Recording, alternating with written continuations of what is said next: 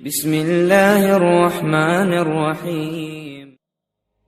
السلام علیکم دوستو، میرا نام آصف خان اور آپ دیکھ رہے ہیں انڈین مسلم۔ دوستو، کسی بھی دین کو نہ ماننے والے ایتھیسٹ جن کا ماننا ہے کہ انسان کا پیدا ہونا اور پھر مر جانا محض ایک اتفاق ہے، جیسے دنیا کے باقی جانور، پیڑ پودے اور کائنات کی ہر چیز کر رہی ہے، بلکہ کئی غیر مسلم بھی ایک سوال کو ہتھیار کے طور پر مسلمانوں کو گمراہ کرنے کے لیے ہمیشہ مسلمانوں سے کرتے رہتے ہیں کہ اس کائنات کو پیدا کرنے سے پہلے جب کوئی بھی زندہ چیز موجود نہیں تھی تب اللہ تعالیٰ کیا کر رہا تھا۔ اب دیکھا جائے تو یہ بہت سی انسانی سوچوں کو اور دماغ کو ہلا دینے والا ایسا سوال ہے جس کا جواب نہ ملنے پر انسان خود سے ہی اس کے جوابات تلاش کرنے کی کوشش کرے گا، اور آخر میں انسان کا اللہ پر یقین اور ایمان مسلسل کمزور ہونے لگے گا، کیونکہ اس کا دماغ خود سے اس کو جواب بنا کر دے گا جو کہ اسے گمراہ کر سکتا ہے۔ لیکن دوستو، ایک لائن میں یہ آسان لفظوں میں آپ کو اس سوال کا جواب سمجھانا چاہوں تو اس کا جواب یہ ہے کہ ٹائم، وقت بذات خود اللہ تعالیٰ کی تخلیق ہے۔ ٹائم کو خود اللہ نے ہی پیدا کیا، بالکل ایسے ہی جیسے اللہ تعالیٰ نے زندگی اور موت کو پیدا کیا۔ اسی لیے اللہ کی پیدا کی ہوئی ہر چیز اس کی مخلوق ہے، اور وہ چیز اپنے پیدا کرنے والے کے تابع ہے، کیونکہ خالق اپنی تخلیق کا غلام کبھی نہیں ہو سکتا۔ اس کے علاوہ مزید ٹائم کو سمجھنے کے لیے سب سے پہلے ہمیں ٹائم کے نیچر کو سمجھنا ہوگا۔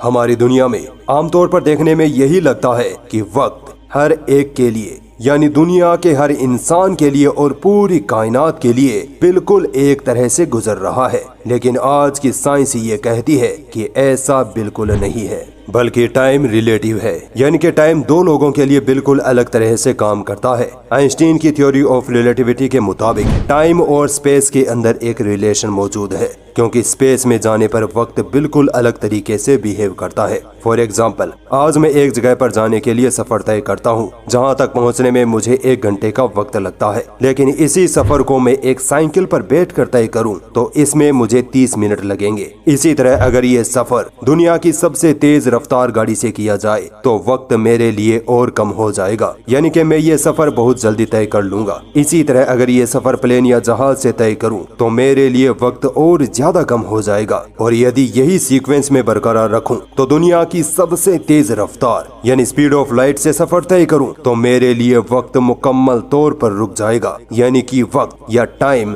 بالکل ریلیٹیو ہے اور آپ کی حرکت اور موومنٹ پر ڈیپینڈ کرتا ہے۔ بالکل اسی طرح اگر میری سپیڈ آف لائٹ سے بھی زیادہ بڑھ جائے تو میرے لیے وقت ایگزسٹ ہی نہیں کرے گا، یعنی کہ اس کا مطلب یہ ہے کہ اگر آپ خود کو وقت سے آزاد کرنا چاہتے ہیں تو آپ کو سپیڈ آف لائٹ سے بھی زیادہ تیز حرکت کرنی پڑے گی۔ اب اتنی تیز رفتار سے حرکت کرنا تو انسانوں کے بس کی بات نہیں ہے، لیکن اللہ تعالیٰ کی ذات اس پر قادر ہے، کیونکہ یہ وہ واحد ذات ہے جس پہ وقت اپلائی ہی نہیں ہوتا۔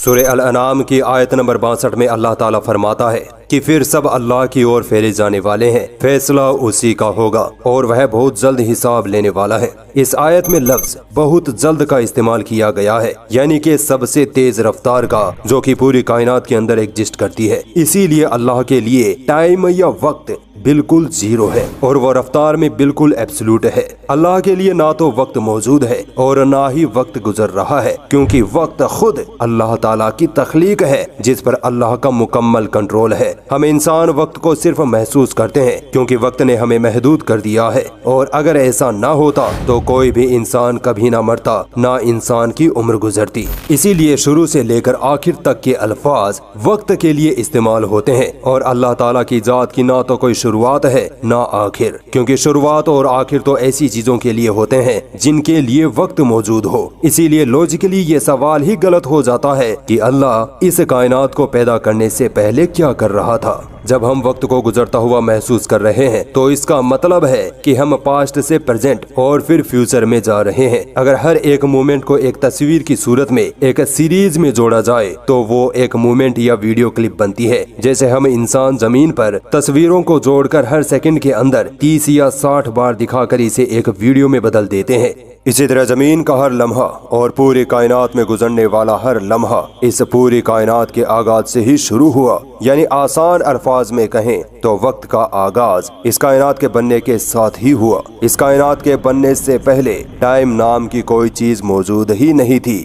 दुनिया में हमारा जो वक्त गुजर रहा है वो हमारा पास्ट तो बन रहा है मगर खत्म नहीं हो रहा। इसी तरह हमारा फ्यूचर भी मौजूद है। यानी ये समझें कि एक सड़क है जिसके बीच में हम खड़े हैं, हमारे पीछे हमारा पास्ट है और सामने फ्यूचर। इसका मतलब है कि हम वक्त की तरफ से कैद में हैं कि हम इस रोड पर गुजरते हुए सीधे आगे की तरफ तो चल सकते हैं मगर पीछे नहीं जा सकते। लेकिन एक ऐसी जात के बारे में सोचिए जिस पर वक्त बिल्कुल अप्लाई नहीं होता, वो हमें इस रोड के ऊपर से देख रहा है। उसकी पहुंच हमारे पास्ट पर भी है और फ्यूचर पर भी। उसके सामने हमारा सब कुछ मौजूद है क्योंकि उस जात के लिए वक्त मौजूद ही नहीं है।